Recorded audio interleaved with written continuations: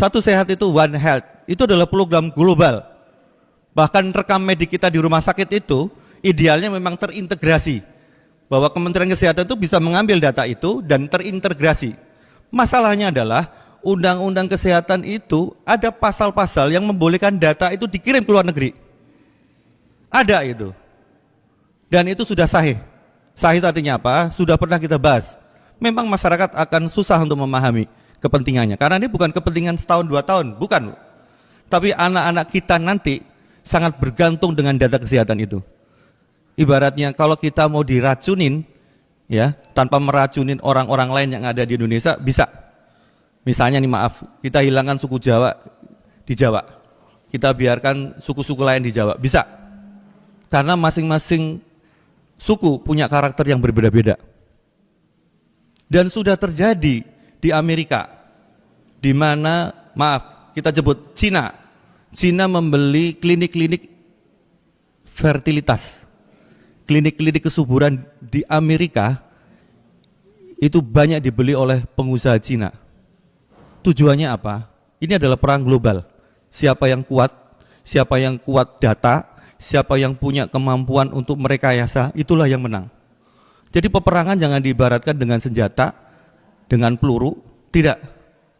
Sekarang itu dengan teknologi bisa diciptakan pandemi jilid 2. Pandemi yang kemarin benar-benar seluruh dunia terkena. Tapi kata pakar security, biosecurity dunia mengatakan bahwa pandemi yang kedua itu karena genomik. Genomik tadi, gen. Dia bisa milih yang sakit adalah orang-orang tertentu. Siapa kemudian yang diuntungkan? Mereka yang merekayasa tentunya. Jadi Bapak Ibu sekalian, saya ingin sampaikan di sini bahwa saya bukan curhat. Saya ingin mengajak Bapak Ibu sekalian dan hadirin bahwa kita paham kekuatan global itu sungguh kuat. Bahkan raja yang sekarang mau berganti itu bukan raja. Mereka hanya agen. Luar biasa. Kita dijajah tanpa terasa dijajah. Inilah namanya imperialisme modern. Saya tidak ingin berlama-lama. Saya paham bahwa banyak yang ingin bicara, tapi saya hanya mengingatkan bahwa masalah kita ini ternyata tidak sekedar masalah politik, tidak sekedar masalah kekuasaan, tapi kita ini ada dalam ketiak global, ketiak dunia. Indonesia itu masih manis untuk mereka. Indonesia itu masih menguntungkan untuk mereka. Jangan dikira tidak ada yang tertarik dengan Indonesia. Tapi sungguh menguasai Indonesia itu susah dengan militer. Kita paham, negara yang kepulauan seperti ini tidak mungkin dihancurkan dalam satu waktu. Tetapi ingat, kebergantungan kita pada ekonomi, kebergantungan kita pada urusan sumber daya, energi, dan yang terakhir, kebergantungan kita pada masalah kesehatan, itu akan membuat kita dikuasai. Entah sampai kapan, mungkin kita tidak akan pernah dijajah secara langsung, tetapi kita terjajah tanpa kita sadari. Ini yang tragis, Bapak Ibu sekalian. Kita terjajah tanpa menyadari kalau kita terjajah. Kita dimanfaatkan dari sisi sektor kesehatan, dari sektor kehidupan, yang ini adalah esensi yang luar biasa. Tapi pemerintah menggadekan masalah kesehatan ini menjadi sesuatu yang menguntungkan.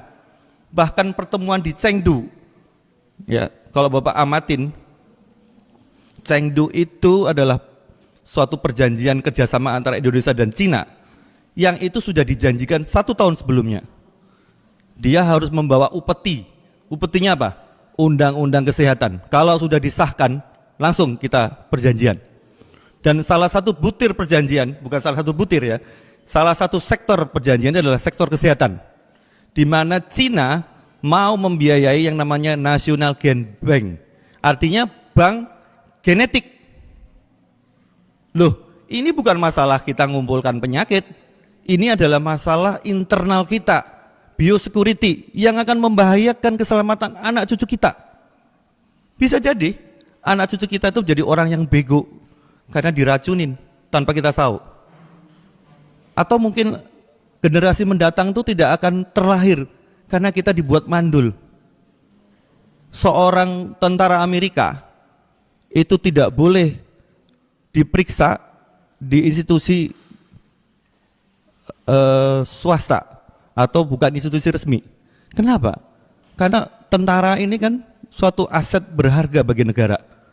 Itu di Amerika terjadi, walaupun itu tidak terpublikasi. Indonesia dengan enaknya Pak Menteri ini ingin, kalau saya bilang, menjual 10.000 data.